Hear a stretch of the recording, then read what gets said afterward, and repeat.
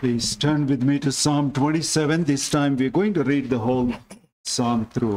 ಕೀರ್ತನೆಗಳು 27ನೇ ಅಧ್ಯಾಯಕ್ಕೆ ತಿರುಗಿಸೋಣ. ಪೂರ್ತಿ ಅಧ್ಯಾಯವನ್ನು ನಾವು ಈ ಸಮಯದಲ್ಲಿ ನಾವು ಓದುವಂತವರಾಗಿರೋಣ. ಯೆಹೋವನು ನನಗೆ ಬೆಳಕು ರಕ್ಷಕನು ಆಗಿದ್ದಾನೆ, ನಾನು ಯಾರಿಗೆ ಭಯಪಟ್ಟೇನು? ಯೆಹೋವನು ನನ್ನ ಪ್ರಾಣದ ಆಧಾರವು, ನಾನು ಯಾರಿಗೆ ಹೆದರೇನು? ನನ್ನನ್ನು ಬಾಧಿಸುತ್ತಿರುವ ದುರ್ವೈರಿಗಳು ನನ್ನನ್ನು ನುಂಗಿ ಬಿಡಬೇಕೆಂದು ಬಂದು ತಾವೇ ನೆಲಕ್ಕೆ ಬಿದ್ದು ಹೋದರು. ನನಗೆ ವಿರೋಧವಾಗಿ ದಂಡು ಬಂದಿಳಿದರೂ ನನಗೇನು ಭಯವಿಲ್ಲ. ಚತುರಂಗ ಬಲವು ಯುದ್ಧ ಸನ್ನದ್ಧವಾಗಿ ನಿಂತರೂ ಭರವಸೆಯುಳ್ಳವನಾಗಿಯೇ ಇರುವೆನು. ನನ್ನ ಜೀವಮಾನದಲ್ಲೆಲ್ಲ ಯೆಹೋವನ ಮನೆಯಲ್ಲಿ ವಾಸ ಮಾಡುತ್ತಾ ಆತನ ಪ್ರಸನ್ನತೆಯನ್ನು ನೋಡುವುದಕ್ಕೂ ಆತನ ಮಂದಿರದಲ್ಲಿ ಧ್ಯಾನ ಮಾಡುವುದಕ್ಕೂ ನನಗೆ ಅಪ್ಪಣೆಯಾಗಬೇಕೆಂಬ ಒಂದೇ ವರವನ್ನು ಯೆಹೋವನಿಂದ ಕೇಳಿಕೊಂಡು ಅದನ್ನೇ ಎದುರು ನೋಡುತ್ತಿರುವೆನು. ಅಪಾಯ ಕಾಲದಲ್ಲಿ ಆತನು ನನ್ನನ್ನು ಗುಪ್ತ ಸ್ಥಳದಲ್ಲಿ ಅಡಗಿಸುವನು, ತನ್ನ ಗುಡಾರವೆಂಬ ಆಶ್ರಯ ಸ್ಥಾನದಲ್ಲಿ ನನ್ನನ್ನು ಭದ್ರಪಡಿಸುವನು, ಪರ್ವತಾಗ್ರದಲ್ಲಿ ನನ್ನನ್ನು ಸುರಕ್ಷಿತವಾಗಿ ಇರಿಸುವನು. ಹೀಗಿರುವುದರಿಂದ ನನ್ನ ಸುತ್ತಲಿರುವ ವೈರಿಗಳ ಮೇಲೆ ನನ್ನ ತಲೆ ಎತ್ತಲ್ಪಟ್ಟಿರುವುದು. ನಾನು ಯೆಹೋವನ ಗುಡಾರದಲ್ಲಿ ಉತ್ಸಾಹಧ್ವನಿಯೊಡನೆ ಯಜ್ಞಗಳನ್ನು ಸಮರ್ಪಿಸುವೆನು, ಆತನನ್ನು ಹಾಡುತ್ತಾ ವಾದ್ಯ ಬಾರಿಸುವೆನು. ಯೆಹೋವನೇ, ನಿನಗೆ ಗಟ್ಟಿಯಾಗಿ ಮೊರೆಯಿಡುತ್ತೇನೆ, ನನ್ನನ್ನು ಕರುಣಿಸಿ ಸೌತ್ರವನ್ನು ದಯಪಾಲಿಸು. ನನ್ನ ಸಾನ್ನಿಧ್ಯಕ್ಕೆ ಬಾ ಎಂಬ ನಿನ್ನ ಮಾತಿಗೆ ನಾನು ಯೆಹೋವನೇ ನಿನ್ನ ಸಾನ್ನಿಧ್ಯಕ್ಕೆ ಬರಲೇ ಬರುವೆನೆ ಎಂದು ಉತ್ತರ ಕೊಟ್ಟೆನು. ನನಗೆ ವಿಮುಖನಾಗಿರಬೇಡ, ನಿನ್ನ ಸೇವಕನನ್ನು ಕೋಪದಿಂದ ತಳ್ಳಬೇಡ. ನೀನೇ ನನಗೆ ಸಹಾಯಕನಾಗಿದ್ದೆಯಲ್ಲವೇ? ನನ್ನನ್ನು ರಕ್ಷಿಸಿದ ದೇವರೇ, ಕೈ ಬಿಡಬೇಡ, ತೊರೆದು ಬಿಡಬೇಡ. ತಂದೆ ತಾಯಿಗಳು ನನ್ನನ್ನು ತೊರೆದು ಬಿಟ್ಟರೇನು? ಯೆಹೋವನು ನನ್ನನ್ನು ಸೇರಿಸಿಕೊಳ್ಳುವನು. ಯೆಹೋವನೇ, ನಿನ್ನ ಮಾರ್ಗವನ್ನು ನನಗೆ ಬೋಧಿಸು. ಹೊಂಚು ಹಾಕಿರುವವರಿಗೆ ಸಿಕ್ಕದ ಹಾಗೆ ನನ್ನನ್ನು ಸಮವಾದ ದಾರಿಯಲ್ಲಿ ನಡೆಸು. ಸುಳ್ಳು ಸಾಕ್ಷಿಗಳು ಬೆದರಿಸುವವರು ನನಗೆ ವಿರೋಧವಾಗಿ ಎದ್ದಿದ್ದಾರೆ. ಇಂಥ ವೈರಿಗಳ ವಶಕ್ಕೆ ನನ್ನನ್ನು ಕೊಡಬೇಡ. ಜೀವಲೋಕದಲ್ಲಿ ಯೆಹೋವನ ದಯೆಯನ್ನು ಅನುಭವಿಸುವೆನೆಂದು ದೃಢವಾಗಿ ನಂಬಿದ್ದೇನೆ. ಯೆಹೋವನು ನಿರೀಕ್ಷಿಸಿಕೊಂಡಿರು, ದೃಢವಾಗಿರು. ನಿನ್ನ ಹೃದಯವು ಧೈರ್ಯದಿಂದಿರಲಿ, ಯೆಹೋವನನ್ನು ನಿರೀಕ್ಷಿಸಿಕೊಂಡೇ ಇರು ಎಂಬುವಂತಹದ್ದೇ. Thanks, brother. Life is a journey. ನಮ್ಮ ಒಂದು ಜೀವಿತ ಅದು ಒಂದು ಪ್ರಯಾಣಕದ ಉಪಾಧಿಯಲ್ಲಿದೆ. Verse 11, it clearly says it is a way that the psalmist is asking God, teach me the way. ಇಲ್ಲಿ 11ನೇ ವಚನದಲ್ಲಿ ಯೆಹೋವನೇ ನಿನ್ನ ಮಾರ್ಗವನ್ನು ನನಗೆ ಬೋಧಿಸು ಎಂಬುದಾಗಿ ಕೀರ್ತನೆಗಾರನು ಹೇಳುವುದನ್ನು ಓದ್ತೇವೆ. Life is a war also, which we read number of verses in this psalm. ಅನೇಕ ಕೀರ್ತನೆಗಳಲ್ಲಿ ನಾವು ಒಂದು ಜೀವಿತ ಎನ್ನುವಂತಹದ್ದು ಯುದ್ಧದ ಉಪಾಧಿಯಲ್ಲಿ ಇದೆ ಎಂಬುದಾಗಿ ಅನೇಕ ವಚನಗಳಲ್ಲಿ ಓದುತ್ತೇವೆ. Now, if life is a way, you should be on the right way. You cannot get off the highway. ಮತ್ತು ಜೀವಿತವು ಒಂದು ಮಾರ್ಗವೆಂಬುದಾಗಿ ಆತನು ಚಿತ್ರೀಕರಿಸುವಾಗ ನಾವು ಸರಿಯಾದಂತಹ ಮಾರ್ಗದಲ್ಲಿ ನಾವು ಅಲ್ಲಿ ಹಾದಿಯಲ್ಲಿ ನಾವು ದಾಟಬೇಕು. We need the light for that way, otherwise the way will be dark. ಆ ಒಂದು ಮಾರ್ಗದಲ್ಲಿ ಬೆಳಕು ಎನ್ನುವಂತಹದ್ದು ಬೇಕು, ಇಲ್ಲದೇ ಇದ್ರೆ ಆ ಮಾರ್ಗವು ಕಾರ್ಗತ್ತಲೆಯಲ್ಲಿ ಇರುವಂತದ್ದಾಗಿದೆ. So verse 1, the Lord is my light. ಇಲ್ಲಿ ಮೊದಲನೇ ವಚನದಲ್ಲಿ ನನ್ನ ಕರ್ತನು ನನಗೆ ಬೆಳಕಾಗಿದ್ದಾನೆ. And we need strength to walk along that path, and verse 1 says the Lord is the strength of my life. ಆ ಒಂದು ಮಾರ್ಗದಲ್ಲಿ ನಡೆಯುವುದಕ್ಕೆ ನಮಗೆ ಬಲ ಬೇಕಾಗಿದೆ. ಆ ಒಂದು ಬಲವು ಕರ್ತನು ತಾನೇ ಆಗಿದ್ದಾನೆ ಎಂಬುದಾಗಿ 2ನೇ ವಚನದಲ್ಲಿ ನಾವು ಓದ್ತೇವೆ. So we have two pictures. So one is a way, other one is a war. ಅಲ್ಲಿ ನಾವು ಎರಡು ಚಿತ್ರಗಳನ್ನು ನೋಡುವಂತರಾಗಿದೆ. ಒಂದು ಮಾರ್ಗವಾಗಿದೆ, ಒಂದು ಯುದ್ಧದ ಉಪಾಧಿಯಲ್ಲಿದೆ. Right now war is going on between our country and other country. ಈಗಾಗಲೇ ನಾವು ಯುದ್ಧದಲ್ಲಿ ನಮ್ಮ ದೇಶ ಮತ್ತೊಂದು ದೇಶದ ಜೊತೆಯಲ್ಲಿ ಯುದ್ಧದಲ್ಲಿ ಇರುವುದನ್ನು ನಾವು ಗೊತ್ತುಂಟು. You can't afford to lose it. ಅದನ್ನು ನಾವು ಯುದ್ಧದಲ್ಲಿ ಕಳ್ಕೊಳ್ಳಿಕ್ಕೆ ಸಾಧ್ಯವಿಲ್ಲ. If we lose it, we go under bondage to other country. ನಾವು ಆ ರೀತಿಯ ಯುದ್ಧವನ್ನು ಕಳ್ಕೊಂಡೇ ಆದ್ರೆ ನಾವು ಆತನ ಗುಲಾಮತನಕ್ಕೆ ನಾವು ದಾಟಿ ಹೋಗುತ್ತೇವೆ. It's a serious matter. ಅದು ಗಂಭೀರವಾದಂತಹ ಒಂದು ಸಂಗತಿ ಇದಾಗಿದೆ. You can't be slack, like you can't commit mistakes, 1 2 3 4 mistakes like that. ನಾವು ಒಂದಾದ ನಂತರ ತಪ್ಪಾದ ಸಂಗತಿಗಳಲ್ಲಿ ನಾವು ದಾಟಿ ಹೋಗಬಾರದು. One crucial strategic mistake can tip the war from winning to losing. ಒಂದು ತಪ್ಪಾದಂತಹ ಒಂದು ತಂತ್ರಗಾರಿಕೆ ಗೆಲುವಿನ ಯುದ್ಧ ಸಂಗತಿ ಆದಂತಹ ಯುದ್ಧ ಅದು ನಮ್ಮ ಪತನಕ್ಕೆ ಅದು ನಮ್ಮನ್ನು ನಡೆಸಬಹುದು. Many times we have committed mistakes, but still the Lord did not allow us to be defeated in the hands of. ಅನೇಕ ಬಾರಿ ನಾವು ಸೋತು ಹೋಗಿದ್ದೇವೆ, ಆದಾಗಿ ಸಹ ಕರ್ತನು ನಮ್ಮನ್ನು ಬಿಡದೆ ನಾವು ಸಂಪೂರ್ಣವಾಗಿ ಬಿದ್ದು ಹೋಗದ ಹಾಗೆ ಆತನು ನಮ್ಮನ್ನು ನಡೆಸಿದ್ದಾನೆ. But that doesn't mean we can live a reckless life. ಆ ರೀತಿ ಆದಕ್ಕೆ ನಮಗೆ ಇಷ್ಟಾನುಸಾರವಾಗಿ ಸ್ವೇಚ್ಛಾನುಸಾರವಾಗಿ ಜೀವಿಸುವ ಎಂಬುದಾಗಿ ಅದರ ಅರ್ಥವಲ್ಲ. So what are the weapons of our war? From this psalm I want to bring it out. ಮತ್ತು ಈ ಒಂದು ಕೀರ್ತನೆ ಮುಖಾಂತರವಾಗಿ ನಮಗೆ ಆ ಒಂದು ಯುದ್ಧಕ್ಕೆ ಬೇಕಾದಂತಹ ಒಂದು ಆಯುಧಗಳಾದ ಏನು ಎಂಬುದಾಗಿ ಈ ಒಂದು ಕೀರ್ತನೆ ಮುಖಾಂತರವಾಗಿ ನಾನು ಚಿತ್ರೀಕರಿಸುತ್ತೇನೆ. Also life is a way. ಅಷ್ಟು ಮಾತ್ರವಲ್ಲ, ಈ ಜೀವಿತ ಎನ್ನುವಂತದ್ದು ಇದು ಮಾರ್ಗವಾಗಿದೆ. One journey, not many journeys. ಅನೇಕ ಮಾರ್ಗ ಪ್ರಯಾಣವಲ್ಲ, ಒಂದು ಮಾರ್ಗ, ಒಂದು ಪ್ರಯಾಣ. Very lengthy journey. ಅತ್ಯಂತ ಸುದೀರ್ಘವಾದಂತಹ ಒಂದು ಪ್ರಯಾಣ ಇದಾಗಿದೆ. You might be saved and going to heaven. ನೀವು ಪ್ರಾಯಶಃ ರಕ್ಷಣೆಯನ್ನು ಹೊಂದಿ ಪರಲೋಕದ ಕಡೆಗೆ ನೀವು ದಾಟಿ ಹೋಗುತ್ತಾ ಇರಬಹುದು. But still you can be failure in your life. ಆದಾಗಿ ಸಹ ಕೆಲವು ಬಾರಿ ನೀನು ಸೋತಿನ ಜೀವಿತಗಳಲ್ಲಿ ನೀನು ಸೋತು ಹೋಗಬಹುದು. Still you are maybe not be useful spiritually to a man or God, to anyone still saved. ಆದಾಗಿ ಸಹ ನೀನು ರಕ್ಷಣೆ ಹೊಂದಿದ್ದಾಗಿ ಸಹ ನೀನು ಮನುಷ್ಯರಿಗಾಗಲಿ ದೇವರಿಗಾಗಲಿ ಉಪಯೋಗಕ್ಕೆ ಬಾರದಂತ ವ್ಯಕ್ತಿ ನೀನು ಆಗಿರಬಹುದು. What should be your starting point? ಆದ್ರೆ ನಿನ್ನ ಪ್ರಾರಂಭದ ಒಂದು ಸ್ಥಳ ಯಾವ್ದಾಗಿರಬೇಕು? What should be your final ನಿನ್ನ destination? ಅಂತಿಮವಾದಂತ ಅಂತಿಮವಾದ ಯಾವ್ದಾಗಿರಬೇಕು? What is your starting milestone? ನಿನ್ನ ಒಂದು ಪ್ರಾರಂಭದ ಒಂದು ಮೈಲಿಗಲ್ಲು ಯಾವ್ದಾಗಿರಬೇಕು? What is your final end stone? ಮತ್ತು ನಿನ್ನ ಅಂತಿಮವಾದಂತ ಒಂದು ಮೈಲಿಗಲ್ಲು ಯಾವ್ದು ಆಗಿರಬೇಕು? I'm going to bring from the same psalm. ಮತ್ತು ಈ ಒಂದು ಕೀರ್ತನೆ ಮುಖಾಂತರ ನಾನು ಅದನ್ನು ಚಿತ್ರೀಕರಿಸುವಂತನಾಗಿದ್ದೇನೆ. Now our milestone is, the first milestone is in verse 4, what King David expressed his desire. ನಮ್ಮ ಮೊದಲನೇ ಒಂದು ಮೈಲಿಗಲ್ಲಿಗೆ ಯಾವುದು ಎಂಬುದಾಗಿ ಹೇಳಿದ್ರೆ ಯಾವುದನ್ನು ದಾವಿದನು ಚಿತ್ರೀಕರಿಸಿದನು ಅಪೇಕ್ಷಿಸಿದನು ಆ ಒಂದು ಸಂಗತಿ ತಾನೇ ಅದಾಗಿದೆ. That's the grace of God. ಅದು ತಾನೇ ದೇವರ ಒಂದು ಕೃಪೆ ಅದಾಗಿದೆ. Every time you think you were defeated on the way, or you got off the way, or you're not moving forward way, look back to the grace of God and appreciate it and confess that you stopped appreciating grace of God, then God will put you on the right way again. ಪ್ರತಿ ಬಾರಿ ನೀನು ನಿನ್ನ ದಾರಿಯಲ್ಲಿ ಹಾದಿಯಲ್ಲಿ ಹೋಗುತ್ತಾ ಇರುವಂತಹ ಸಮಯದಲ್ಲಿ ನೀನು ಅಲ್ಲಿ ಸೋತು ಹೋಗಿದ್ದಿರಬಹುದು, ಕೆಲವು ಬಾರಿ ಹಿಂಜಕ್ಕೆ ಜಾರಿ ಹೋಗಿರಬಹುದು. ಆ ಒಂದು ಪ್ರತಿ ಬಾರಿಯಲ್ಲಿಯೂ ಸಹ ಕರ್ತನೇ ನಾನು ನಿನ್ನ ಅಮೂಲ್ಯವಾದಂತಹ ಮೌಲ್ಯಗಳನ್ನು ನಾನು ಅಪ್ರಿಶಿಯೇಟ್ ಮಾಡುವುದಕ್ಕೆ ನಾನು ಸೋತು ಹೋಗಿದ್ದೇನೆ, ದಯಮಾಡಿ ನನ್ನ ಕರುಣಿಸಿ ಎಂಬುದಾಗಿ ನಾವು ಆತನನ್ನು ಭಿನ್ನವಿಸಬೇಕು. What should be the end milestone? ಅಂತಿಮವಾದಂತಹ ಮೈಲಿಗಲ್ಲು ನಮ್ಮ ಜೀವಿತದಲ್ಲಿ ಅದು ಯಾವ್ದಾಗಿರಬೇಕು? I'll come in a minute. It is mentioned in verse 8. 8ನೇ ವಚನದಲ್ಲಿ ಅದಿದೆ.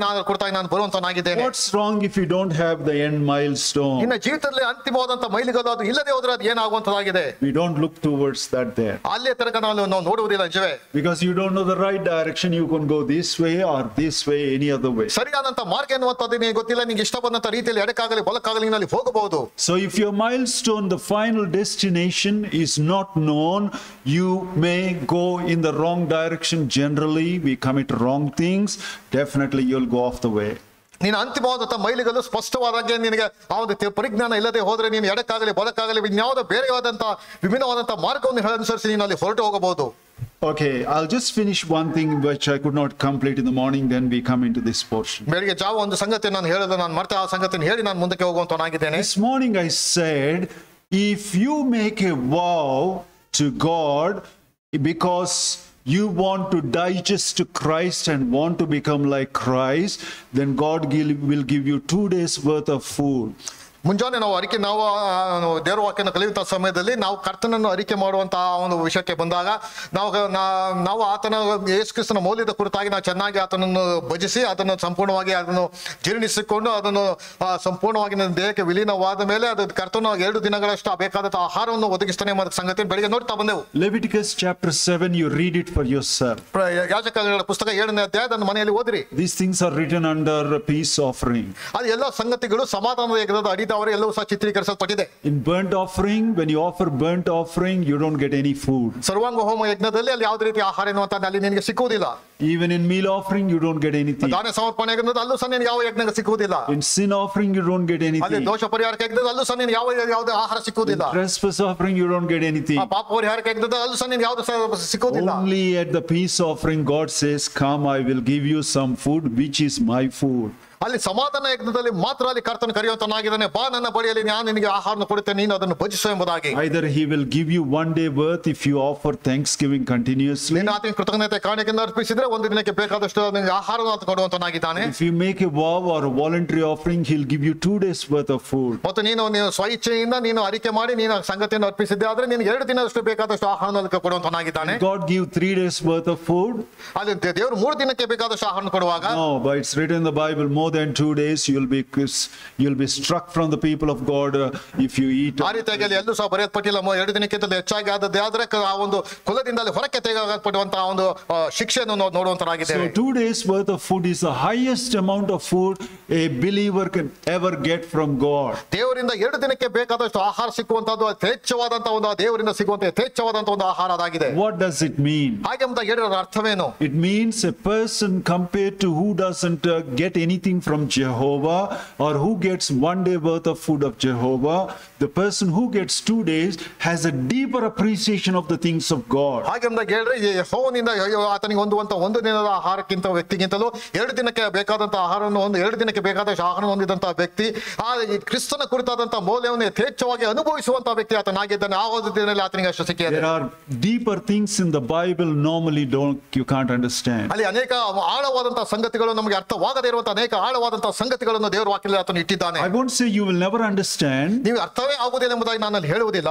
No. God has given Bible only to understand on earth, not in heaven. ಅಲ್ಲಿ ನಾವು ಭೂಲೋಕದಲ್ಲಿ ದೇವರ ವಾಕ್ಯ ಆತನು ಕೊಟ್ಟಿರುವಂತದ್ದು ಇದನ್ನು ಅರ್ಥ ಮಾಡಿಕೊಳ್ಳಲಿ ಎಂಬಂತ ಉದ್ದೇಶದಿಂದ ಸಂಪೂರ್ಣವಾಗಿ ಅರ್ಥ ಮಾಡಿಕೊಳ್ಳಲಿ ಎಂಬುದಾಗಿ ಕೊಟ್ಟಿದ್ದಾನೆ. But those deeper things require deeper appreciation and making a vow before God, so that God will explain those things. ಆದ್ರೆ ಆಳವಾದಂತಹ ಒಂದು ಅರ್ಥಗಳನ್ನು ಅರ್ಥೈಸಿಕೊಳ್ಳುವುದಕ್ಕೆ ಆತನು ನಾನು ಕ್ರಿಸ್ತನನ್ನು ಇನ್ನೂ ಹೆಚ್ಚಾಗಿ ನಾವು ಆಳವಾಗಿ ಆತನ ಅಧ್ಯಯನ ಮಾಡುವಾಗ ಸಂಗತಿಗಳು ನಮಗೆ ಸಿಕ್ಕುವಂತದಾಗಿದೆ. In Ephesians there is a mystery in chapter 3. ಎಫೆಸ ಪತ್ರಿಕೆ 3ನೇ ಅಧ್ಯಾಯದಲ್ಲಿ ಒಂದು ಮಾರ್ಮಿಕವಾದಂತಹ ಸಂಗತಿಯನ್ನು ಓದ್ತೇವೆ. In 1 Timothy chapter 3 there is godliness. ಅಲ್ಲಿ ತಿಮೋಥೆಯನ ಪತ್ರಿಕೆಯಲ್ಲಿ ದೈವ ಭಕ್ತಿಯ ಕುರಿತಾಗಿ ಓದುವಂತರಾಗಿದ್ದೇವೆ. Many portions of the Bible seeing things from divine perspective than seeing from my point of view. ಮತ್ತು ನನ್ನ ದೃಷ್ಟಿಕೋನಕ್ಕಿಂತಲೂ ಬದಲಾಗಿ ದೇವರ ಒಂದು ದೃಷ್ಟಿಕೋನದಲ್ಲಿ ಯಾವ ಸಂಗತಿಗಳು ಅಡಕವಾಗಿದೆ ಎಂಬ ಸಂಗತಿಯನ್ನು ಅಲ್ಲಿ ಅನೇಕ ಸಂಗತಿಗಳು ಬರೆಯಲ್ಪಟ್ಟಿದೆ. Many deeper things. ಇಲ್ಲಿ ಆಳವಾದಂತಹ ಅನೇಕ ಸಂಗತಿಗಳು ಅಡಕವಾಗಿದೆ. We will simply say I don't understand, leave them alone. ನಾವು ಸರಳವಾಗಿ ಹೇಳುವಂತರಾಗಿದ್ದೇವೆ, ಇದು ನನಗೆ ಅರ್ಥವಾಗ್ತಿಲ್ಲ ಎಂಬುದಾಗಿ ನಾವು ಬಿಟ್ಟು ಹೋಗುತ್ತೇವೆ. Most of the preachers say, oh, such deeper things my audience don't require.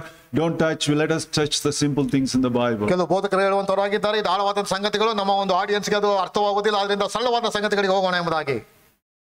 The problem is they themselves don't understand. ಯಾಕೆಂದರೆ ಅವರಿಗೆ ಅದು ಅರ್ಥವಾಗದ ಒಂದು ಕಾರಣದಿಂದ ಆ ರೀತಿಯಾಗಿ ಹೇಳುವಂತರಾಗಿದ್ದಾರೆ. Because they never made a deeper vow before God that they will be faithful to God. ಯಾಕೆಂದರೆ ದೇವರಿಗೆ ನಾನು ನಂಬಿಗಸ್ತನಾಗಿರುತ್ತೇನೆ ಎಂಬುದಾಗಿ ಅವರು ದೇವರ ಮುಂದೆ ಅರಿಕೆ ಮಾಡದೇ ಇರುವುದೇ ಅದಕ್ಕೆ ಕಾರಣ. If we have only a partial knowledge of the scriptures, we will be conquered by enemy. ನಮಗೆ ದೇವರ ವಾಕ್ಯದ ಒಂದು ಭಾಗಶಃ ಅರ್ಥೈಸುವಿಕೆ ಮಾತ್ರ ನಮ್ಮಲ್ಲಿ ಇರುವುದಾದರೆ ಸೈತಾನ ನಮ್ಮನ್ನು ಹಿಡಿಯುವಂತನಾಗಿದ್ದಾನೆ. If in our army certain weapons are missing, ನಮ್ಮ ಒಂದು ಸೈನ್ಯದಲ್ಲಿ ಕೆಲವು ಆಯುಧಗಳು ಅಲ್ಲಿ ಕಡಿಮೆ ಆಗಿ ಬಂದರೆ, then expect a defeat in the war. ಖಂಡಿತವಾಗಿ ಆ ಒಂದು ಯುದ್ಧದಲ್ಲಿ ನಾವು ಸೋಲುವಿಕೆಯನ್ನು ಕಾಣುವಂತರಾಗಿದ್ದೇವೆ. My dear brothers and sisters, we should take these things seriously. ಪ್ರಿಯ ಸಹೋದರ ಸಹೋದರಿ, ಈ ಸಂಗತಿಗಳನ್ನು ನಾವು ಗಂಭೀರವಾಗಿ ನಾವು ತೆಗೆದುಕೊಳ್ಳಬೇಕಾಗಿದೆ. In verse 4, King David is expressing his desire. 4ನೇ ವಚನದಲ್ಲಿ ಅರಸನಾದ ದಾವೀದನು ತನ್ನ ಆಶೆಯನ್ನು ಆತನ ಮುಂದೆ ಇಡುವಂತನಾಗಿದ್ದಾನೆ. He is seeing things from his perspective. ತನ್ನ ಒಂದು ದೃಷ್ಟಿಕೋನದಲ್ಲಿ ಸಂಗತಿಗಳನ್ನು ಅಲ್ಲಿ ಮುಂದೆ ಇಡುವಂತನಾಗಿದ್ದಾನೆ. He is telling God, just plant a stone called grace of God so that I can start my journey from there. ಇಲ್ಲಿ ಆತನು ಹೇಳುವಂತನಾಗಿದ್ದಾನೆ, ಕರ್ತನೇ ಕೃಪೆ ಎಂಬಂತ ಮೈಲಿಗಲ್ಲನ್ನು ನಾನು ಆ ಒಂದು ಮೈಲಿಗಲ್ಲಿನ ನನ್ನ ಪ್ರಯಾಣ ನಾನು ಪ್ರಾರಂಭಿಸ್ತೇನೆ ಎಂಬುದಾಗಿ. Now that same grace of God will always lead us to glory. ಆ ಒಂದು ಮಹಿಮೆಯ ಕುರಿತಾದಂತಹ ಒಂದು ಮೈಲಿಗಲ್ಲು ಯಾವಾಗ ನಮ್ಮನ್ನು ಅದು ಮಹಿಮೆ ಕಡೆಗೆ ನಡೆಸುವಂತದಾಗಿದೆ. The day we were saved, we were destined for glory.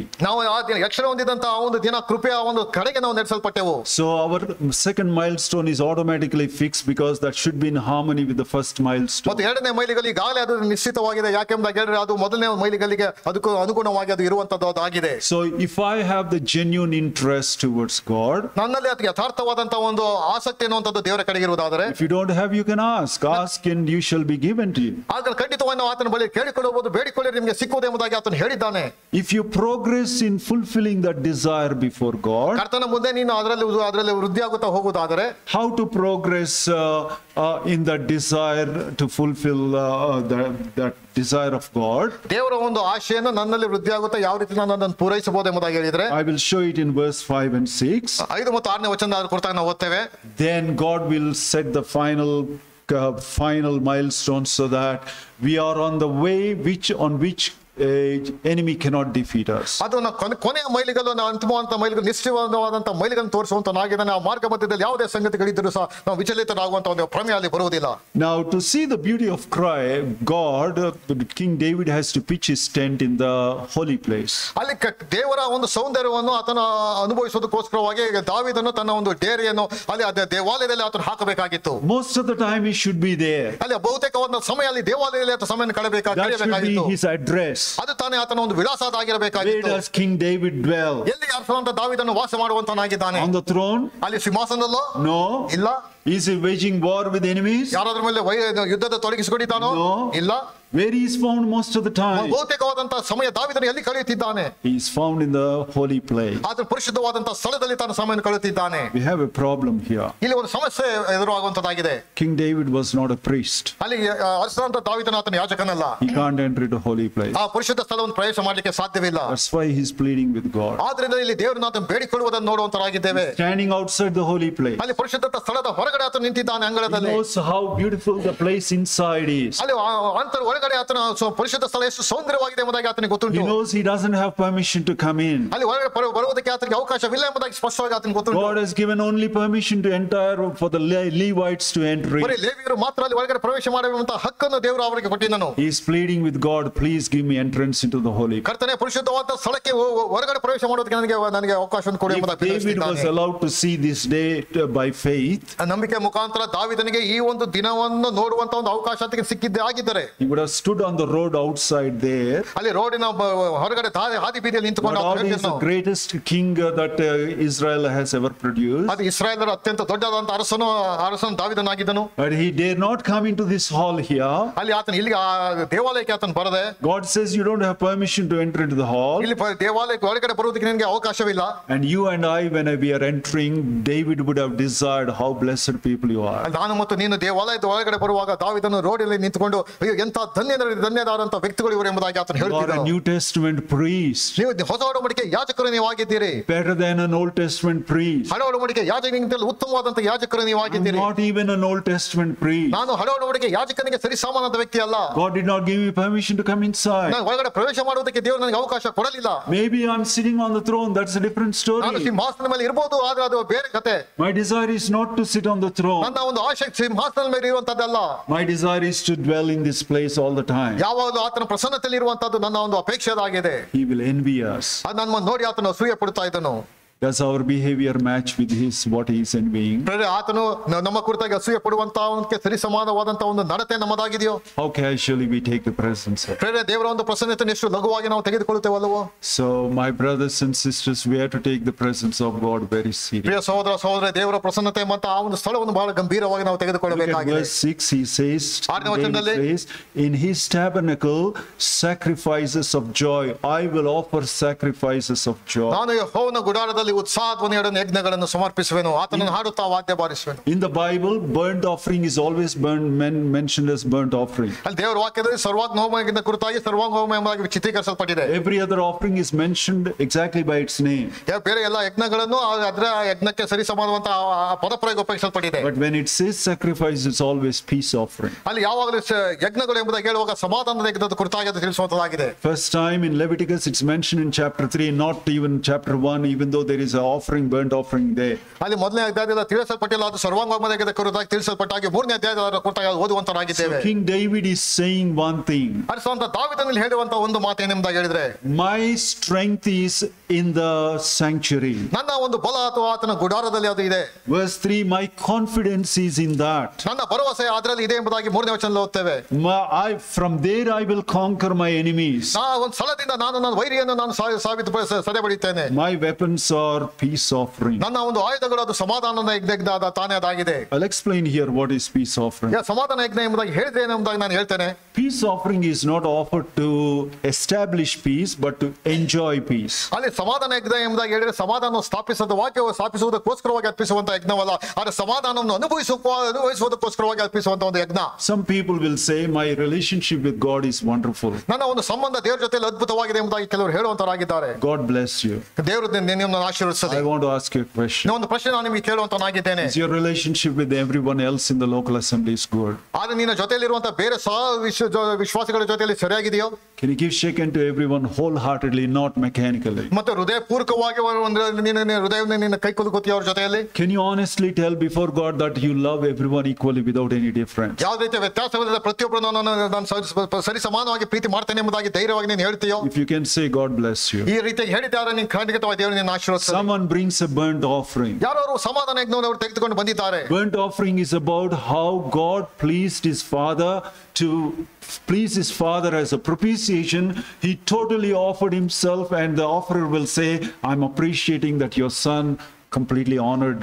ಸರ್ವಾಂಗ ಹೋಮ ಯಜ್ಞ ಎಂಬುದಾಗಿ ಹೇಳಿದ್ರೆ ಒಬ್ಬ ವ್ಯಕ್ತಿಯು ತನ್ನ ಕಾಣಿಕೆಯನ್ನು ತೆಗೆದುಕೊಂಡು ಬಂದು ಸಂಪೂರ್ಣವಾಗಿ ಆತನಿಗೆ ತಂದೆ ಅಂತ ದೇವರಿಗೆ ಆ ಒಂದು ಯಜ್ಞವನ್ನು ಸಮರ್ಪಿಸುವುದನ್ನು ತೋರಿಸುವುದಾಗಿದೆ. ನಾನು ನಿನ್ನ ಮಗನ ನಾನು ಮೆಚ್ಚಿದ್ದೇನೆ ಎಂಬುದಾಗಿ ತಿಳಿಸುತ್ತದೆ. That will establish a relationship between the offerer and God, vertical relationship. ಅದು ವರ್ಟಿಕಲ್ ಆದಂತಹ ಒಂದು ಸಂಬಂಧವನ್ನು ದೇವರಿಗೂ ಒಬ್ಬ ಯಜ್ಞವನ್ನು ಅರ್ಪಿಸುವಂತ ವ್ಯಕ್ತಿಗೂ ಸಂಬಂಧವನ್ನು ಅದು ಕಲ್ಪಿಸುವಂತದ್ದಾಗಿದೆ. Let me use a picture for you, for the younger ones to understand. ಅದೇ ಇಲ್ಲಿರುವಂತಹ ಚಿಕ್ಕವರಿಗೆ ಅದು ಅರ್ಥವಾಗುವಂತ ರೀತಿಯಲ್ಲಿ ಒಂದು ಉದಾಹರಣೆ ಹೇಳುವಂತನಾಗಿದ್ದೇನೆ. So somebody brought a burnt offering ಸರ್ವಾಂಗ ಹೋಮ ಯಜ್ಞವನ್ನು ತೆಗೆದುಕೊಂಡು ಬಂದರು and gives to God. ಅದನ್ನು ದೇವರಿಗೆ ಅವರು ಅರ್ಪಿಸಿದರು.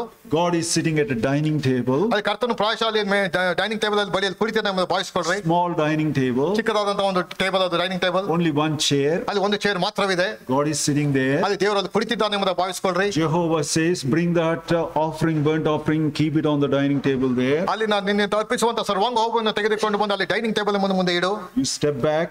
ನೀನು ಹಿಂದಕ್ಕೆ ಹೋಗು.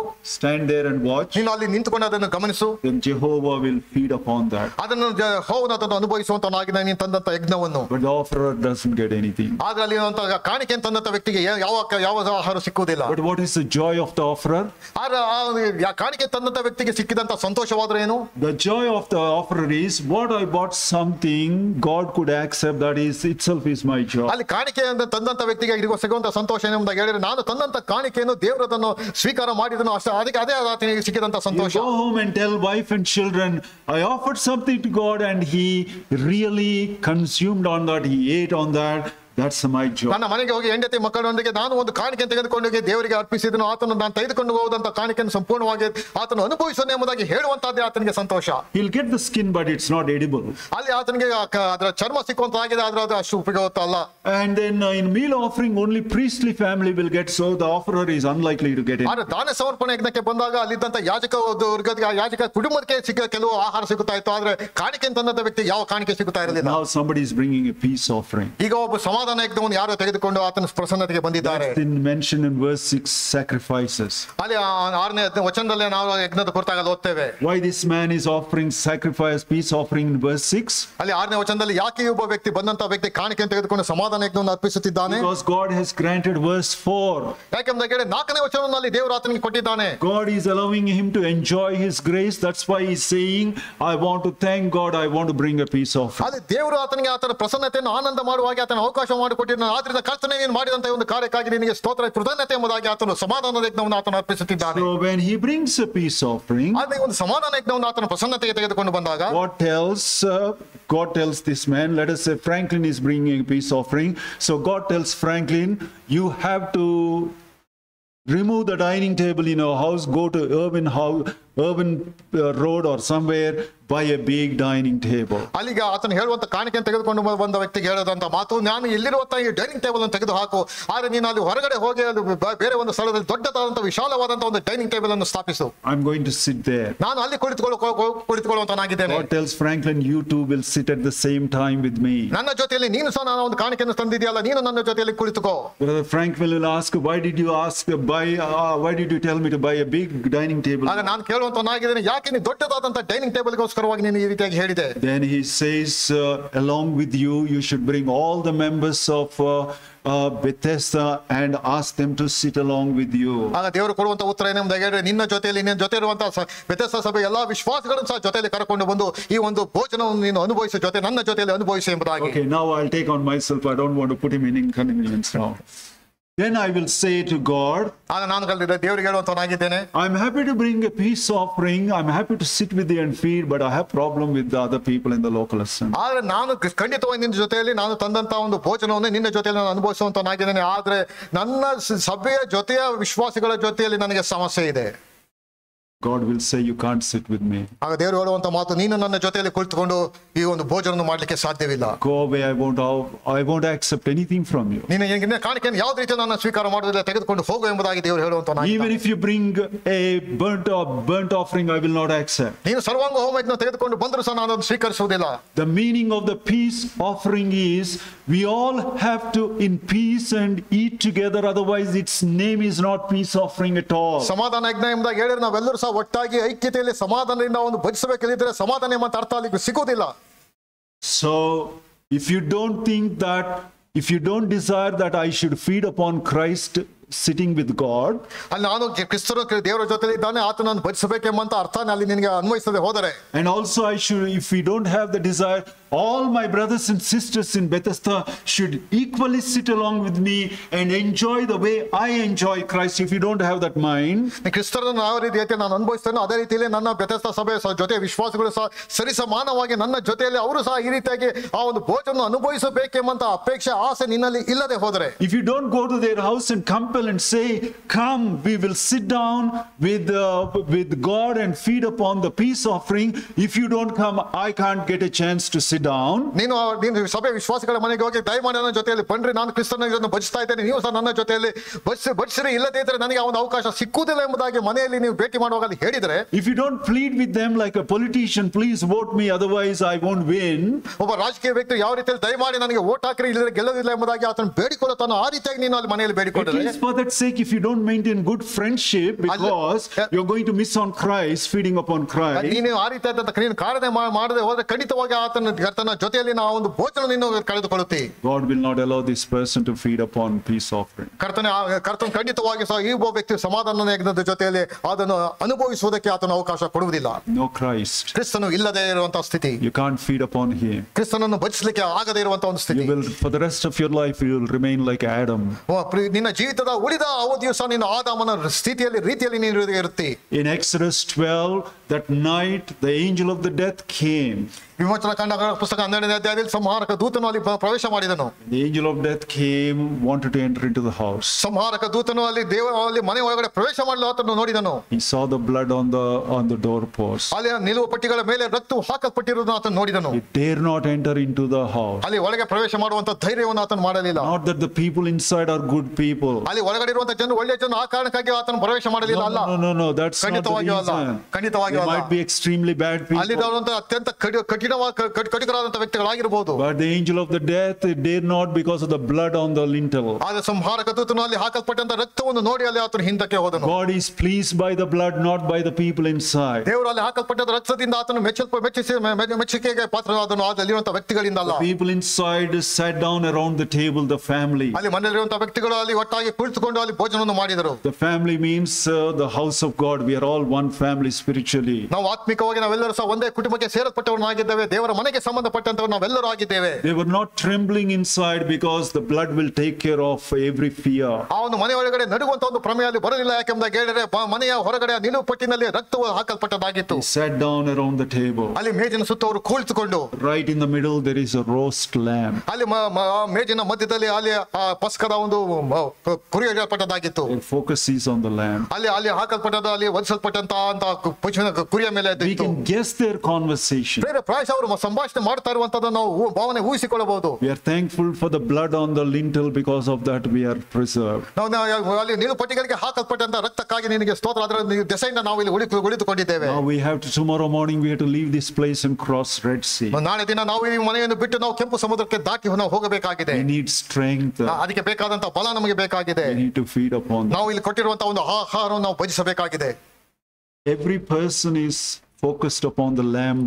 ಅಲ್ಲಿರುವಂತಹ ಪ್ರತಿಯೊಬ್ಬ ವ್ಯಕ್ತಿಯು ಅಲ್ಲಿ ಇಡಲ್ಪಟ್ಟಂತ ಆಹಾರದ ಕಡೆಗೆ ಆತ ನೋಡ್ತಾ ಇದ್ದನು. Thankful for the blood. ಅಲ್ಲಿ ರಕ್ತಕ್ಕೋಸ್ಕರವಾಗಿ ನಿನಗೆ ಸ್ತೋತ್ರ. Thankful for the lamb roasted. ಅಲ್ಲಿ ನಮಗೋಸ್ಕರ ಇಡಲ್ಪಟ್ಟಂತ ಈ ಒಂದು ಆಹಾರಕ್ಕಾಗಿ ಸ್ತೋತ್ರ. The roasted lamb speaks of the crucifixion of Christ. ಅಲ್ಲಿ ಇಡಲ್ಪಟ್ಟಂತ ಒಂದು ಪಶು ಯಾವುದು ಕಲ್ವಾರಿ ಶಿಲುಬೆಯಲ್ಲಿ ಹಾಗೆ ಕ್ರಿಸ್ತನನ್ನು ತೋರಿಸುವಂತದಾಗಿದೆ. Christ was crucified on the cross. I am thankful. ನಮಗೋಸ್ಕರವಾಗಿ ಕಲ್ವಾರಿ ಶಿಲುಬೆಯಲ್ಲಿ ಕ್ರಿಸ್ತನು ಕ್ರೂಜಿಗೆ ಹಾಕಲ್ಪಟ್ಟನು, ಅದಕ್ಕಾಗಿ ನಿನಗೆ ಸ್ತೋತ್ರ. I don't care who is sitting on my right side. ನನ್ನ ಒಂದು ಬಲಗಡೆಯಲ್ಲಿ ಯಾರು ಕುಳಿತಾರೋ ಅದು ನನಗೆ ಲೆಕ್ಕಕ್ಕೆ ಬರುವುದಿಲ್ಲ. I don't care who is sitting on the left side. ನನ್ನ ಎಡಗಡೆ ಯಾರು ಕುಳಿತಾರೋ ಅದು ನನ್ನ ಲೆಕ್ಕಕ್ಕೆ ಬರುವುದಿಲ್ಲ. I might speak one language, my brother sitting next to me might speak different language. ನಾನು ಒಂದು ಭಾಷೆ ಮಾತನಾಡಬಹುದು, ನನ್ನ ಬಲಗಡೆಯಲ್ಲಿ ಕುಳಿತಿರೋದು ಮತ್ತೊಂದು ಭಾಷೆ ಮಾತನಾಡಬಹುದು. If I turn my face and look at him, ನಾನು ನನ್ನ ಮುಖವನ್ನು ನನ್ನ ತಿರುಗಿಸಿ ಆತನ ಕಡೆ ನೋಡಿದರೆ, I will lose the roast lamb on the table. ನನ್ನ ಮೇಲೆ ಇಟ್ಟಿರುವಂತಹ ಒಂದು ಆಹಾರ If I have anything against my brother sitting next to me, ನನ್ನ ಒಂದು ಪಕ್ಕದಲ್ಲಿ ಕುಳಿತಿರುವಂತಹ ಒಂದು ಸಹೋದರನಿಗೆ ವಿರುದ್ಧವಾಗಿ ನಾನು ಏನಾದರೂ ಆಲೋಚನೆ ಇದ್ದರೆ, God will tell me, get up and go away, don't feed upon the lamb. ಅಲ್ಲಿ ನೀನು ಈ ಒಂದು ಭೋಜನದಲ್ಲಿ ಪಾಲನೆ ತೆಗೆದುಕೊಳ್ಳಬೇಡ, ಇಲ್ಲಿಂದ ಎದ್ದು ಹೋಗು ಎಂಬುದಾಗಿ ದೇವರು ಹೇಳುವಂತನಾಗಿದ್ದಾನೆ. Insulting the blood on the lintel there. ಅಲ್ಲಿ ಹಾಕಲ್ಪಟ್ಟಂತ ನಿಲುವು ಪಟ್ಟಿಗಳಿಗೆ ಹಾಕಿರಪಟ್ಟಂತ ರಕ್ತಕ್ಕೆ ನಾವು ಅವಮಾನವನ್ನು I ತರುವಂತರಾಗಿದ್ದೇವೆ. don't care who is sitting there. They are not important. Even I am not important. ಅಲ್ಲಿ ಯಾರು ಕುಳಿತಿದ್ದಾರೋ ಅವರು ಪ್ರಾಮುಖ್ಯವಲ್ಲ, ನಾನು ಸಹ ಪ್ರಾಮುಖ್ಯವಂತ ವ್ಯಕ್ತಿ ಅಲ್ಲಿ ಅಲ್ಲ. The roast lamb before me is ಅಲ್ಲಿ important. ನನ್ನ ಮುಂದೆ ಇಡಲ್ಪಟ್ಟಂತಹ ಒಂದು ವಧಿಸಲ್ಪಟ್ಟಂತಹ ಒಂದು ಆಹಾರದ The precious ಪ್ರಾಮುಖ್ಯವಾದದ್ದು. blood by which the peace is made, that is a peace offering. That is Romans 5:1. That's important for ಯಾವ me. ರಕ್ತದಿಂದ ನನಗೆ ಸಮಾಧಾನ ಏರ್ಪಡಿಸಲ್ಪಟ್ಟಿದ್ದು ಆ ಒಂದು ರಕ್ತ ಅದು ನನಗೆ ಅಮೂಲ್ಯವಾದದ್ದು. ರೋಮ ಪ್ರಪಂಚಕ್ಕೆ 5ನೇ ಅಧ್ಯಾಯದಲ್ಲಿ ನೋಡಿದ ಹಾಗೆ. Why so many issues in our assembly? ಯಾಕೆ ನಮ್ಮ ಸಭೆಗಳಲ್ಲಿ ಇಷ್ಟು ಸಮಸ್ಯೆಗಳು? Because none of us are enjoying peace offering. ಯಾಕೆಂದ್ರೆ ನಾವು ಯಾರು ಸಹ ಸಮಾಧಾನ ಯಜ್ಞವನ್ನು ಅನುಭವಿಸ್ತಾ ಇಲ್ಲ ಅಷ್ಟೇ. Our focus is on the people. ಅದು ನಮ್ಮ ಒಂದು ದೃಷ್ಟಿಕೋನ ಜನರ ಮೇಲೆ ಅದಿದೆ ಅಷ್ಟೇ. Language barriers, ಅಲ್ಲಿ ಭಾಷೆಗಳ ಒಂದು ವ್ಯತ್ಯಾಸ, social barriers, rich and poor, ಸಾಮಾಜಿಕವಾದಂತಹ ವ್ಯತ್ಯಾಸ, ಐಶ್ವರ್ಯವಂತನು ಬಡವನು ಎಂಬುದಾಗಿ, educated, uneducated. ಅದು ವಿದ್ಯಾವಂತರು ಅವಿದ್ಯಾವಂತರು ಎಂಬಂತ ವ್ಯತ್ಯಾಸ. We are fighting this so that we are unable to feed upon the lamb of God. ನಾವು ಇದರ ಕುರಿತಾಗಿ ನಾವು ಜಗಳಗಳಲ್ಲಿ ತೊಡಗಿಸಿಕೊಂಡಿದ್ದೇವೆ ವಿನ ಅಲ್ಲಿ ಆತನು ಇಡಲ್ಪಟ್ಟಂತ ಆಹಾರದ ಕುರಿತಾಗಿ ನಾವು ಗಮನಿಸ್ತಾ ಇಲ್ಲ. Right now I mentioned from many portions we read, we are in the middle of the war. ನಾವು ಈಗಾಗಲೇ ನಾವು ಅನೇಕ ಭಾಗಗಳ ಮುಖಾಂತರವಾಗಿ ನಾವು ಈ ಒಂದು ಯುದ್ಧದ ಮಧ್ಯದಲ್ಲಿ ಇದ್ದೇವೆ ಎಂಬುದಾಗಿ The ನೋಡಿದೆವು. enemy is in front of us ನಾವು ಮುಂದೆ ವೈರಿ ಆತ ನಿಂತಿದ್ದಾನೆ. and we are fighting with the fellow soldiers. ಅಲ್ಲೇ ನಮ್ಮ ಜೊತೆ ಸ್ನೇಹಿತರ ಜೊತೆ ನಾವು ಹೋರಾಟವನ್ನು ಮಾಡ್ತಾ ಇದ್ದೇವೆ. My dear brothers and sisters, it's a time of confession. ಪ್ರಿಯ ಸಹೋದರ ಸಹೋದರಿ, ಅರಿಕೆ ಮಾಡುವಂತ ಒಂದು ಸಮಯ ಇದು. Please don't waste time in it. ಆದ್ರಿಂದ ಸಮಯವನ್ನು ವ್ಯರ್ಥ ಮಾಡಬೇಡ್ರಿ. If we don't use peace offering, that's our weapons. ಆದ್ರೆ ನಮಗೆ ಕೊಟ್ಟಂತ ಒಂದು ಸಮಾಧಾನ ಯಜ್ಞವು ಅದನ್ನು ಆಯುಧವಾಗಿ ನಾವು ಅದನ್ನು ಉಪಯೋಗಿಸದೆ ಹೋದರೆ, If we can overcome everything for the sake of Christ, ಕ್ರಿಸ್ತನಿಗೋಸ್ಕರವಾಗಿ ಎಲ್ಲಾ ಸಂಗತಿಗಳನ್ನು ನಾವು ಮೀರಿ ನಾವು ಹೋಗುವಾಗ, will I lose? Is this relationship important or losing Christ is important? ಅಲ್ಲಿ ಈ ಒಂದು ಸಂಬಂಧ ಕಳ್ಕೊಳ್ಳಲು ಪ್ರಾಮುಖ್ಯವಿಲ್ಲ, ಕ್ರಿಸ್ತನನ್ನೇ ಕಳ್ಕೊಳ್ಳುವಂತ ಪ್ರಾಮುಖ್ಯವು. Losing 10,000 is important. Losing 10 crores is important. 10,000 ರೂಪಾಯಿ ಕಳ್ಕೊಳ್ಳುವುದು ಪ್ರಾಮುಖ್ಯವಿಲ್ಲ, 10 ಕೋಟಿ ಕಳ್ಕೊಳ್ಳುವುದು ಮುಖ್ಯವು. This I can't lose, so I will, for Christ's sake, forgive everyone. ಆದ್ರೆ ಕ್ರಿಸ್ತನನ್ನು ಎಷ್ಟು ಮಾತ್ರ ಕಳ್ಕೊಳ್ಳಕ್ಕೆ ಸಾಧ್ಯವಿಲ್ಲ. ಆದ್ರಿಂದ ಕ್ರಿಸ್ತನಿಗೋಸ್ಕರವಾಗಿ ಬೇರೆ ಎಲ್ಲಾ ಸಂಗತಿಗಳನ್ನು ನಾನು And ಸರಿಪಡಿಸಿಕೊಳ್ಳುತ್ತೇನೆ. we ask God to give strength to get along with every people. ಕರ್ತನೇ ನನಗೆ ದಯಮಾಡಿ ಬಲಪಡಿಸಿ ಎಲ್ಲರ ಜೊತೆಯಲ್ಲಿ ಅನುಸರಿಸಿಕೊಂಡು ಹೋಗುವಂತೆ ನನಗೆ ಸಹಾಯ ಮಾಡು. That is verse 6. ಪ್ರಿಯರೇ, ಅದು ತಾನೇ ವಚನ 6ರಲ್ಲಿ Lack ನೋಡುವಂತರಾಗಿದ್ದೇವೆ. of time and skipping, you can study upon these lines. Now we come to verse 8. ಈಗ ಅದೆಲ್ಲ ಸಂಗತಿಗಳು ನೀವು ಮನೆಯಲ್ಲಿ ಓದಬಹುದು. 8ನೇ ವಚನಕ್ಕೆ ನಾವು I won't ಬರುವಂತರಾಗಿ explain other verses, just verse 8, and we'll finish in 5 or 7 minutes. ಅಲ್ಲಿ ನೀವು 5 ನಿಮಿಷ ನಾನು ಮುಗಿಸುವಂತನಾಗಿದ್ದೇನೆ. 8ನೇ ವಚನಕ್ಕೆ ಓದೋಣ. Can you read, brother? ನನ್ನ ಸಾನ್ನಿಧ್ಯಕ್ಕೆ ಬಾ ಎಂಬ ನಿನ್ನ ಮಾತಿಗೆ ನಾನು ಯೆಹೋವನೇ ನಿನ್ನ ಸಾನ್ನಿಧ್ಯಕ್ಕೆ ಬರಲೇ ಬರುವೆನು ಎಂದು ಉತ್ತರ ಕೊಟ್ಟೆನು. Yeah, in English it is slightly different, which is better. When thou saidest, seek ye my face, and my heart said unto thee, thy face, Lord, I will see. ಅಲ್ಲಿ ಇಂಗ್ಲಿಷ್ ಭಾಷೆ ಸ್ವಲ್ಪ ವಿಭಿನ್ನವಾಗಿದೆ. ನನ್ನ ಮುಖವನ್ನು ನೀನು ಹುಡುಕುವಾಗ ಹೃದಯ ಪೂರ್ವಕವಾಗಿ ಎಂಬಂತ ಅರ್ಥ ಪದ ಪ್ರಯೋಗ ಬರೆಯಲ್ಪಟ್ಟಿದೆ. Now in verse 4, King David is expressing his desire. 4ನೇ ವಚನದಲ್ಲಿ ಅರಸನಾದ ದಾವೀದನು ತನ್ನ ಹೃದಯದ ಅಪೇಕ್ಷೆಯನ್ನು ಆತನಿಗೆ ಮುಂದೆ King ಇಡುವಂತನಾಗಿದ್ದಾನೆ. David is a human. ಆತನ ಮನುಷ್ಯನು, As a human, he has a limited mind, ಆತನ ಮನುಷ್ಯನಾಗಿ ಆತನ ತಂದೆದೇ ಆದಂತ ಮಿತಿಯುಳ್ಳವನು ಆತನಾಗಿದ್ದಾನೆ. limited heart. ಆದ್ರೆ ಮಿತಿಯುಳ್ಳಂತ ಒಂದು ಹೃದಯ. So he is expressing his desire based upon the capacity. ಅಲ್ಲಿ ಆತನಿಗೆ ಕೊಟ್ಟಂತ ಒಂದು ಕೆಪಾಸಿಟಿಗೆ ಅನುಗುಣವಾಗಿ ಆತನ ಸಂಗತಿಗಳನ್ನು ಆತನು ಹೇಳುತ್ತಿದ್ದಾನೆ. Now in verse 8, God is expressing his desire. ಇಲ್ಲಿ 8ನೇ ವಚನದಲ್ಲಿ ದೇವರು ತನ್ನ ಅಪೇಕ್ಷೆನೆಲ್ಲ ಆತನ ಮುಂದೆ ಇಡುವಂತನಾಗಿದ್ದಾನೆ. God is telling King David, I want you to see my face. ನನ್ನ ಒಂದು ಮುಖವನ್ನು ನೀನು ನೋಡಬೇಕು, ಅದು ನನ್ನ ಅಪೇಕ್ಷೆ ಎಂಬುದಾಗಿ ದೇವರು ದಾವೀದನಿಗೆ ಆತನು ಹೇಳುತ್ತಿದ್ದಾನೆ. I will turn my face towards you. ನಿನ್ನ ಕಡೆಗೆ ನಾನು ನನ್ನ ಮುಖವನ್ನು ನಾನು I ತಿರುಗಿಸುವಂತನಾಗಿದ್ದೇನೆ. will turn your face not in anger. ಅಲ್ಲಿ ಕೋಪದಿಂದ ನಾನು ನನ್ನ ಮುಖವನ್ನು ನಿನ್ನ ಕಡೆಗೆ ತಿರುಗಿಸುವುದಿಲ್ಲ. God has right to turn his face towards us in anger. ಕೋಪದಿಂದ ನಮ್ಮ ಕಡೆಗೆ ಮುಖ ತೋರಿಸುವುದಕ್ಕೆ ಎಲ್ಲಾ ರೀತಿಯ ಹಕ್ಕನ್ನು ದೇವರು But ಹೊಂದಿದಂತನಾಗಿದ್ದಾನೆ. because of Christ, he decided not to turn his face in anger. ಆದ್ರೆ ಕ್ರಿಸ್ತನ ಒಂದು ದೆಸೆಯಿಂದ ಆತ ನಮ್ಮ ಕಡೆಗೆ ಯಾವ ರೀತಿಯಲ್ಲಿ ಕೋಪದ ಒಂದು ಮುಖವನ್ನು ಆತನು ತೋರಿಸುವುದಿಲ್ಲ. He's going to turn his face in grace. ಅಲ್ಲಿ ಕೃಪೆಯ ಮುಖಾಂತರವಾಗಿ ತನ್ನ ಮುಖವನ್ನು ಆತ ನಮ್ಮ ಕಡೆಗೆ He's going to ತೋರಿಸುವಂತನಾಗಿದ್ದಾನೆ. turn in favor. ಅಲ್ಲಿ ನಮ್ಮ ಕಡೆಗೆ ಒಂದು ರೀತಿಯಲ್ಲಿ ವಾತ್ಸಲ್ಯ ತೋರಿಸುವಂತನಾಗಿದ್ದಾನೆ. And he's telling David, you turn your face towards me, face to face, you look into my face. ನನ್ನ ಕಡೆಗೆ ನೀನು ದಾವೀದನ ಮುಖವನ್ನು ತೋರಿಸು, ನಾವು ಮುಖಾಮುಖಿಯಾಗಿ ಒಬ್ಬರನ್ನ ನೋಡೋಣ ಎಂಬುದಾಗಿ ಆತನು ಹೇಳ್ತಿದ್ದಾನೆ. Nothing in between us. ನಮ್ಮ ಮಧ್ಯದ ಯಾವ ಸಂಗತಿಯೂ ಬರುವುದಿಲ್ಲ. No hidden sins. ಅಲ್ಲಿ ಯಾವ ರೀತಿಯ ಗುಪ್ತವಾದಂತಹ ಪಾಪ ಎನ್ನುವಂತ ಯಾವುದು ಅಲ್ಲಿ ಇಲ್ಲ. No bad conscience that you're fighting with your brothers. ನಿನ್ನ ಸಹೋದರ ಜೊತೆಯಲ್ಲಿ ಹೋರಾಡುವಂತ ಯಾವುದೇ ತಪ್ಪಾದಂತ ಮನಸಾಕ್ಷಿ ಎನ್ನುವಂತದ್ದು ಅಲ್ಲಿ ಬರುವುದಿಲ್ಲ. Then you will fulfill my desire. ಆಗ ನೀನು ನನ್ನ ಆಶೆಯನ್ನು ಅಲ್ಲಿ ಪೂರೈಸುತ್ತಿ. In verse 4 it is grace, in verse 8 it is glory. ಅಲ್ಲಿ 4ನೇ ವಚನದಲ್ಲಿ ಅದು ಕೃಪೆ ಎಂಬುದಾಗಿ ನೋಡುವಂತರಾಗಿದೆ. 8ನೇ ವಚನಕ್ಕೆ ಬಂದಾಗ ಅಲ್ಲಿ ಆತನ ಮಹಿಮೆ ಕುರಿತಾಗಿ That is the other ನೋಡುವಂತಾಗಿದೆ. milestone I said. ಅದು ನಾವು ಹೇಳಿದಂತ ಕೊನೆಯ ಒಂದು ಮೈಲಿಗಲ್ಲು ಅದು ತಾನೇ ಅದಾಗಿದೆ. We are journeying in between. Whoever journeys in between, on that path, verse 1, the light will fall. ಈ ಯಾರ್ಯಾರು ಆ ಒಂದು ಮೊದಲನೇ ಮೈಲಿಗಲ್ಲು ಎರಡನೇ ಕೊನೆಯ ಮೈಲಿಗಲ್ಲು ಮಧ್ಯದಲ್ಲಿ ಪ್ರಾಣದಲ್ಲಿ ಇದ್ದಾರೋ ಆ ಒಂದು ಹಾದಿಯಲ್ಲಿ ಆತನ ಬೆಳಕು ಅದು ಬೀಳುವಂತದಾಗಿದೆ. Whoever is journeying along this path, God will put them inside the holy place sanctuary. ಯಾರ್ಯಾರು ಈ ಒಂದು ಹಾದಿಯಲ್ಲಿ ಅವರು ಪ್ರಯಾಣ ಮಾಡ್ತಾ ಇದ್ದಾರೋ ಅವರನ್ನು ಪರಿಶುದ್ಧವಾದಂತ ತನ್ನ ಆಲಯದಲ್ಲಿ ಅವರನ್ನು ಆತನು ಇಡುವಂತನಾಗಿದ್ದಾನೆ. When the Gentile kings come and surround the Israel, they can go to any tent and destroy anyone, but one place they will not dare to enter, that is the tabernacle. ಅಲ್ಲಿ ಅನ್ಯ ಜನಾಂಗದ ಯಾವ ಅರಸರುಗಳು ಬಂದಾಗ ಅವರು ಯುದ್ಧಕ್ಕೆ ಬಂದಂತ ಸಮಯದಲ್ಲಿ ಎಲ್ಲಾ ಸಂಗತಿಗಳನ್ನು ಅವರು ಸೂರೆ ಮಾಡ್ತಾ ಇದ್ರು, ಆದ್ರೆ ಒಂದು ಸಲಕ್ಕೆ ಅವರು ಹೋಗೋದಕ್ಕೆ ಭಯ ಪಡ್ತಾ ಇದ್ರು. ಅದು ಆ ದೇವ ದರ್ಶನದ ಗುಡಾರ ಅದಾಗಿತ್ತು. Because anyone in the sanctuary, no way, no enemy can come and reach. ಯಾಕೆಂದಾಗ ಯಾವುದೇ ವೈರಿ ಸಹ ಆ ಒಂದು ದೇವ ದರ್ಶನ ಪರಿಶುದ್ಧವಾದ ಸ್ಥಳದಲ್ಲಿ ಪ್ರವೇಶ ಮಾಡ್ತಾ ಇರಲಿಲ್ಲ. In this Psalm, verses 1 to 6 is the work of Christ. 1-6 ವಚನಗಳು ಅದು ಕ್ರಿಸ್ತನ ಕಾರ್ಯವನ್ನು ಕುರಿತಾಗಿ ತಿಳಿಸುವಂತದಾಗಿದೆ. Verse 7 to 14 is the person of Christ. 7ನೇ ವಚನದಿಂದ ಕೊನೆಯ ವಚನ ತನಕ ಆ ಕ್ರಿಸ್ತನ ವ್ಯಕ್ತಿತ್ವದ ಕುರಿತಾಗಿ ತಿಳಿಸುವಂತದಾಗಿದೆ. God says, if you really appreciate the work of Christ, ನಿಜವಾಗಿ ಸಹ ನೀನು ಕರ್ತನ ಒಂದು ಕಾರ್ಯದ ಕುರಿತಾಗಿ ನೀನು ಅದನ್ನು ನೀನು ಅದನ್ನು ಮೆಚ್ಚಿದ್ದೆ ಆದರೆ, faithful every day in your private life, ನೀನು ಒಂದು ವೈಯಕ್ತಿಕವಾದಂತಹ ಜೀವಿತದಲ್ಲಿ ನೀನು ನಂಬಿಕೆಸ್ತಕ್ಕ ಅದನ್ನು ಮೆಚ್ಚಿದ್ದೆ ಆದರೆ, faithful in every Lord's Day morning in your collective life, ಎಲ್ಲರೂ ಸಾರ್ವತ್ರಿಕವಾಗಿ ಎಲ್ಲರೂ ಒಟ್ಟಾಗಿ ಸೇರಿ ಬಂದು ಆತನ ಆರಾಧಿಸುವಾಗ ನೀನು ಅದನ್ನು ನೀನು ಕ್ರಿಸ್ತನ ಕಾರ್ಯವನ್ನು ಮೆಚ್ಚಿದ್ದೆ ಆದರೆ, then I will fulfill my desire towards you, that is, from grace I will show you glory. ಆಗ ನಾನು ನನ್ನ ಅಪೇಕ್ಷೆ ನನ್ನ ಒಂದು ಆಶೆ ನಿನ್ನಲ್ಲಿ ನೆರವೇರಿಸುವಂತನಾಗಿದ್ದಾನೆ. ಆ ಒಂದು ಆಶೆ ಎಂಬುದಾಗಿ ಹೇಳಿದ್ರೆ ಆ ಒಂದು ಕೃಪೆ ಕಡೆಯಿಂದ ಮಹಿಮೆ ಕಡೆಗೆ ನೀನು ನಡೆಸುವಂತದೇ ಅದಾಗಿದೆ. You will progress from the knowledge of his work to the knowledge of himself. ಅಲ್ಲಿ ನೀನು ಆತನು ಮಾಡಿದಂತ ಕಾರ್ಯದ ಆ ಒಂದು ಜ್ಞಾನದಿಂದ ಕ್ರಿಸ್ತನ ಒಂದು ಜ್ಞಾನದ ಕಡೆಗೆ ನೀನು ಆತನ ನಡೆಸುವಂತನಾಗಿದ್ದಾನೆ. You will progress from the knowledge of the work of Christ to the wonderful person of Christ. ಅಲ್ಲಿ ಕ್ರಿಸ್ತನು ಮಾಡಿದಂತ ಒಂದು ಕಾರ್ಯದ ಆ ಒಂದು ಜ್ಞಾನದಿಂದ ಹಿಡಿದು ಕ್ರಿಸ್ತನ ಒಂದು ವ್ಯಕ್ತಿತ್ವದ ಆತನನ್ನೇ ನೀನು ಚೆನ್ನಾಗಿ ಗ್ರಹಿಸಿಕೊಳ್ಳುವ ಕಡೆಗೆ ಆತನ ನಡೆಸುವಂತನಾಗಿದ್ದಾನೆ. Then you will be victorious. ಆಗ ನೀನು ಜಯಪ್ರದವಾದಂತ ಕ್ರಿಸ್ತ ಜೀವಿತ ಜೀವಿಸುತ್ತಿ. You will enjoy the peace offering. ಆಗ ನೀನು ಸಮಾಧಾನ ಯಜ್ಞವನ್ನು ಸಂಪೂರ್ಣವಾಗಿ ನೀನು ಅನುಭವಿಸುತ್ತಿ. The peace offering means you will sit with Jehovah God and eat.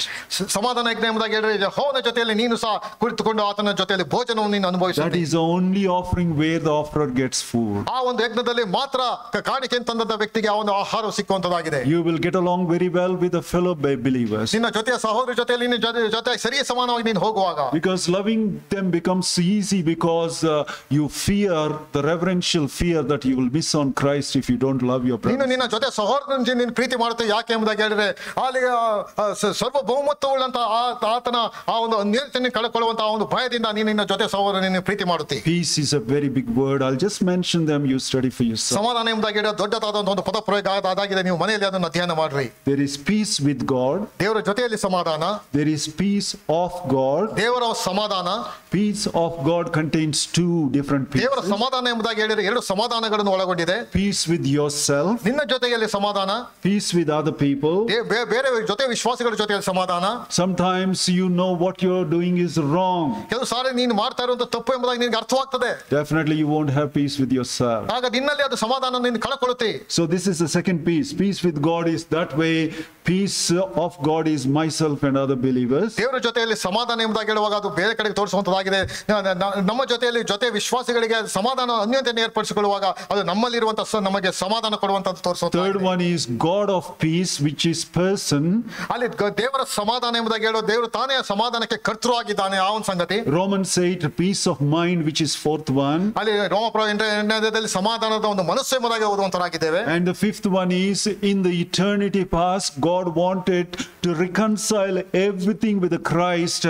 That is the fifth one. ಅಲ್ಲಿ ಐದನೇದಾಗಿ ನೋಡುವಂತರಾಗಿದ್ದೇವೆ. ನಿತ್ಯತ್ವದಲ್ಲಿ ಬೇರೆ ಎಲ್ಲಾ ಸಂಗತಿಗಳನ್ನು ಆತನು ಐಕ್ಯ ಮಾಡುವಂತ ಒಂದು ಮಾಡುವಂತನಾಗಿದ್ದಾನೆ ಎಂಬುದಾಗಿ ಓದುವಂತರಾಗಿದ್ದೇವೆ. Sixth piece is in millennium.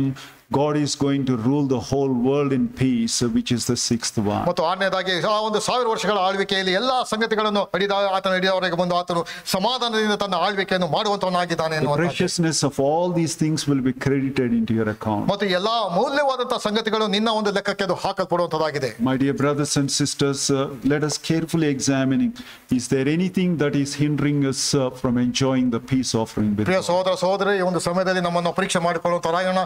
ಈ ಒಂದು ಸಮಾಧಾನ ಸಮಾಧಾನವನ್ನು ಅನುಭವಿಸುವುದಕ್ಕೆ ಅಡ್ಡಿಯಾಗಿರುವಂತಹ ಸಂಗತಿಗಳೇನಾದ್ರು ಇದೆಯಾ In ಎಂಬುದಾಗಿ. the war, that is the greatest weapon we can use. ಬೇರೆ ಈ ಒಂದು ಯುದ್ಧದಲ್ಲಿ ಅತ್ಯಂತ ಬಲಯುತವಾದಂತಹ ಒಂದು ಆಯುಧ ಇದು ತಾನೇ ಇದಾಗಿದೆ ಇದೆ. In the journey, Christian life journey, that is the only thing that will give strength, that will cast light upon our path. ಮತ್ತು ಒಂದು ಕ್ರಿಸ್ತಿಯ ಪ್ರಯಾಣದಲ್ಲಿ ಪ್ರೇರ ಅದು ತಾನೇ ನಮಗೆ ಪ್ರಯಾಣಕ್ಕೆ ಬೇಕಾದಂತಹ ಬಲವನ್ನು ಕೊಡುವಂತದಾಗಿದೆ, ಮಾರ್ಗದಲ್ಲಿ ಬೇಕಾದಂತಹ ಬೆಳಕನ್ನು ಸಹ ಕೊಡುವಂತದಾಗಿದೆ. None but Christ, feeding upon Christ, what a joyful thing. ಕ್ರಿಸ್ತನು ಮಾತ್ರ ಒಂದು ಸರ್ವಸ್ವಾಗಿದ್ದಾನೆ, ಆತನನ್ನು ಭಜಿಸುವುದಕ್ಕೆ ನೀವು ಪ್ರಯತ್ನ ಮಾಡಿ. May the Lord bless these. ಕರ್ತನು ತಾನೇ ಆಲೋಚನೆ. Thank you very much. Thank you.